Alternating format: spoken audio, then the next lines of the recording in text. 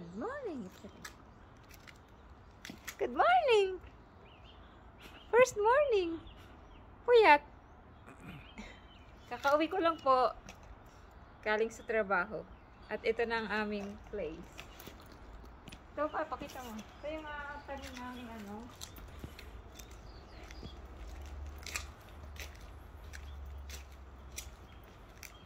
Lemon. Ito ay lemon. Pilay-pilay ang video ko ito. Ito ay lemon pa rin. Yan ang aming lawn. Ito ang aming sampayan. Ito likod doon. Gaganda ng bulaklak oh. Hindi pa yun namumulaklak agad. Hindi mo lang ito inano eh. Walang niligpit. Hindi mo lang niligpit. Ligpitin niya yan ha. Tuwas na yung pag-maagal ng kotse. Ha? Maghugas ako sa Macy. Huwag ka dun sa garahe maghugas. Pakita mo yung bahay ni Macy. Ayan, bahay ni Macy.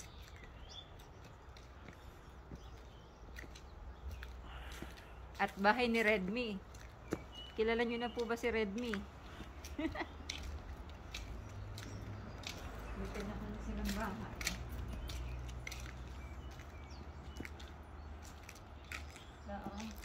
Bahay ni Macy.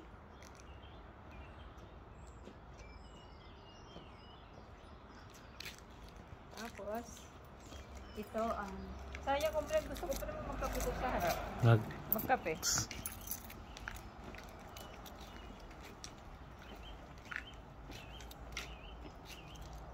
Bakit mo kasi yun eh? Diyan bukas siya kahapon pa. Ito?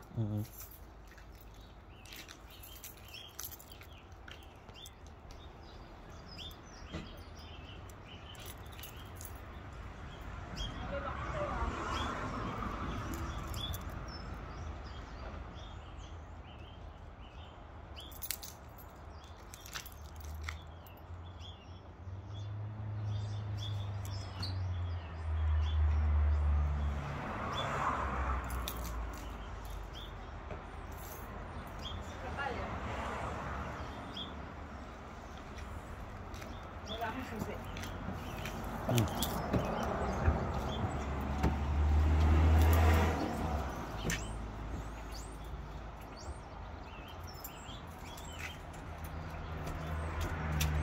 Ayan na yung maraming butas. Oo.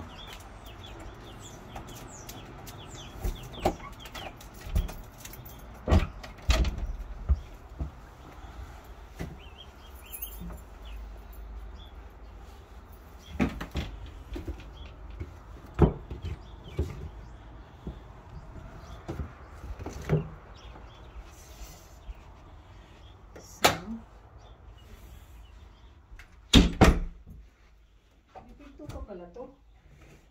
Ito, may ilaw pa. Ha? Eh? Meron pa naman din. Hindi ko saan ng pinto. Ha? Masa na dyan ko?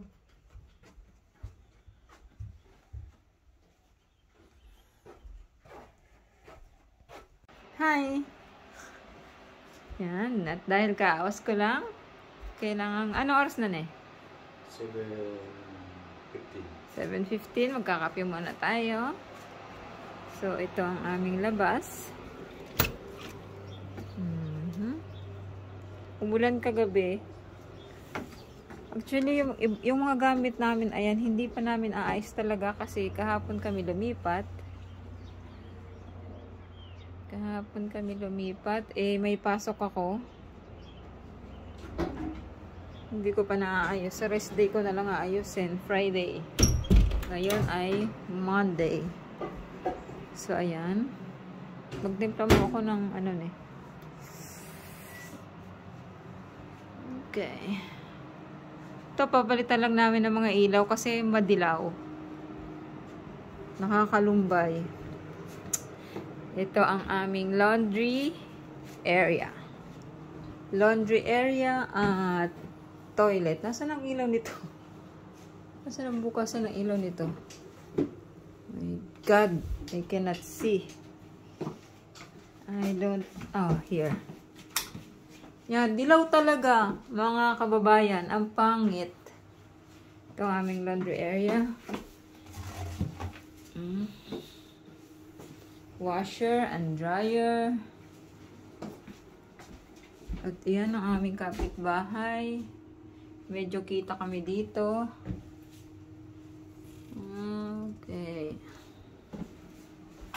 Toilet. Separate toilet.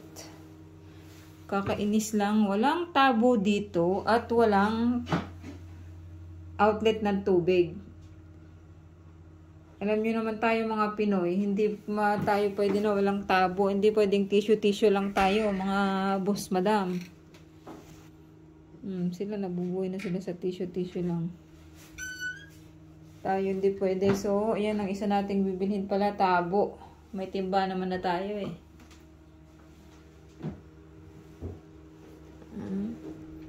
Ito ay taguan ng kung anek-anek.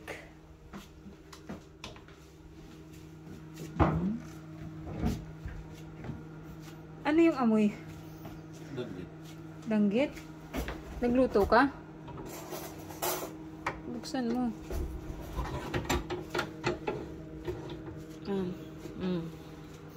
Parang mabasang amoy at yung kasama natin sa ngayon kasi may kasama pa kaming dating flatmates nung may-ari ng bahay. Hanggang end of September pa sila dito.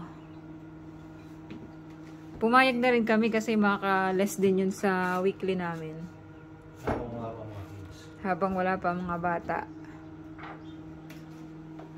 Yan. So, mga cupboards.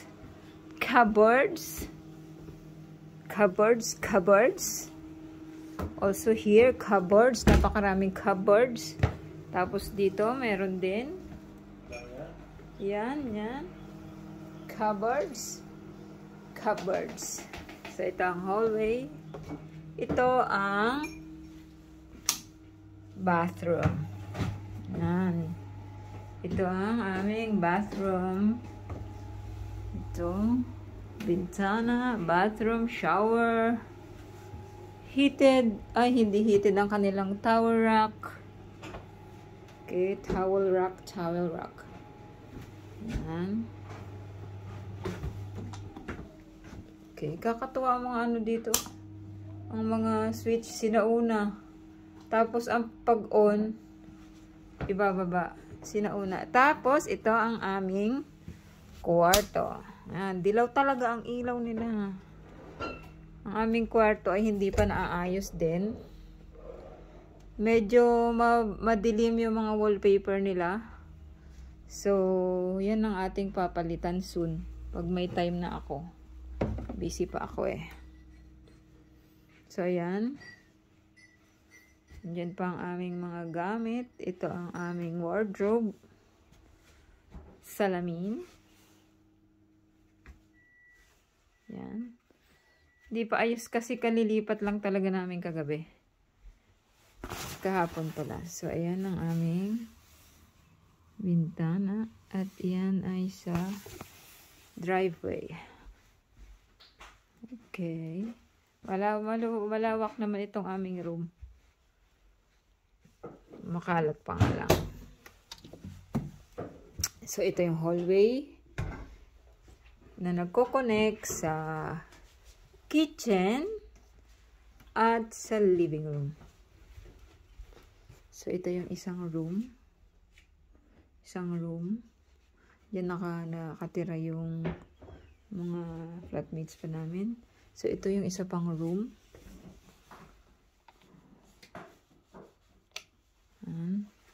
Stock pa lang ng mga gamit namin dito. Dahil hindi pa ayos na ayos. At o yun, kita uli ang kapitbahay. Wardrobe. Dresser. TV ni Boss Aying. Hindi pa naman magagamit kasi wala pa kaming internet. Okay. Sara natin. Ito ang main door.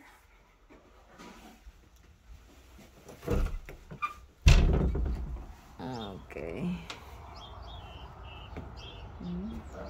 Ang driveway. Ayun ang highway. Soon, papalitan ko yung mga halaman na yan. One step at a time. Sinauna talaga, tignan nyo naman, ang taas talaga ng ang taas ng doorknob. Hanggang dibdib ko yung doorknob. Grabe. Anong ilaw to? So ilaw pala to sa labas. Yun, umilaw siya sa labas. Ito pala. Ito. Ooh. Okay. Para naman pala ito dito sa hallway. Tapos ito ang living room. Living room. May pinto pa talagang may pinto. Ito nyo naman gaano kataas ang doorknob. Hanggang dibdib ko talaga. Balikat nga. Hanggang balikat ko pala. Grabe. Ilang inch tong TV na eh? Ilang inches tong TV? Ilan? Size nito? TV. Ha? Yan. Tapos ito yung papunta sa deck. Ibukas na natin.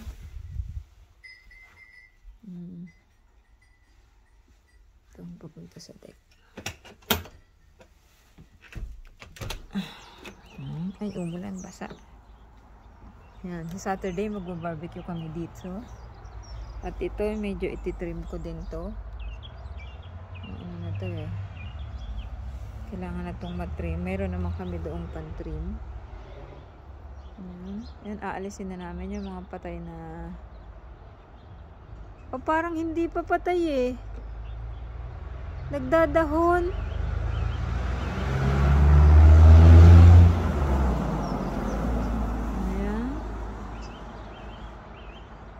Ang pulang puno. Sarap dito magtambay pag summer. Mag-barbecue kami sa Saturday. Yan, may umbrella din po yung kasama. Pag gusto ditong tumambay, pwede.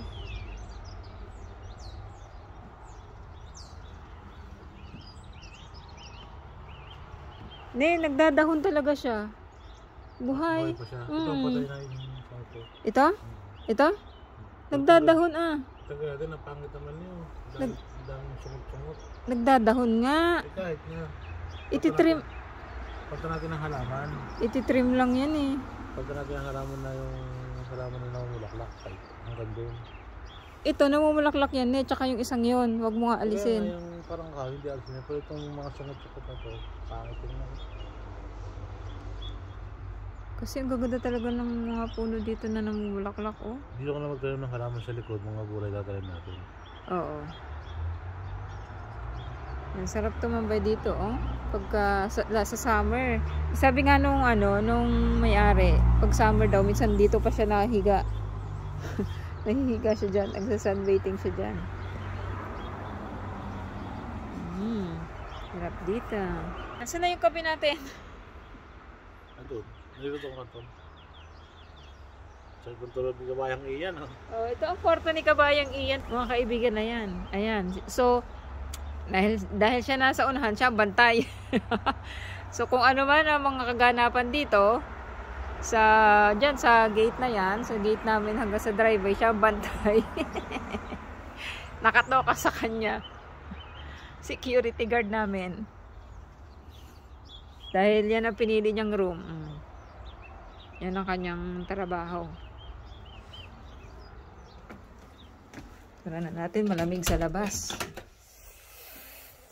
Tapos, ito ang heat pump na every winter lang naman yan magagamit, of course. At ang mga halaman ng aking kumaring pare, ay bumigay na. Dapat pala na ilabas ko ito para naulanan. Ano nangyari sa halaman mo? Nakpo! Ang ganda pa naman din ng bulaklak na Ray. Labas ko nga.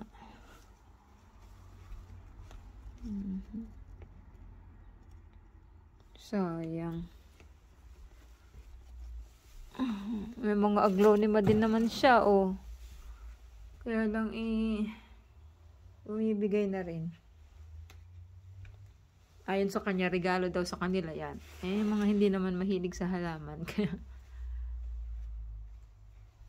bibigyan natin yan ng tender loving care. Mabubuhay yan. Yun lang po. Ito ang kwarto ni Boss Ian.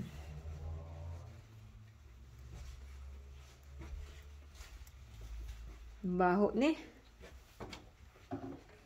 Dapat sinara mo itong ano, para hindi abot dito. Bukas pa naman yung kwarto nila, ano, Laura. Sara natin.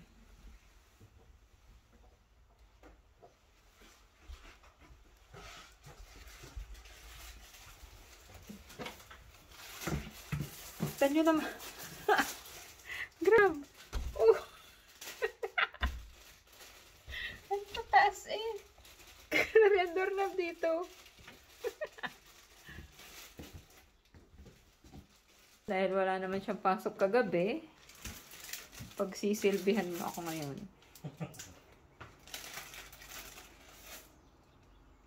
Pero mga puyat naman ng kaunti at nagsipagbantay sa kapilya.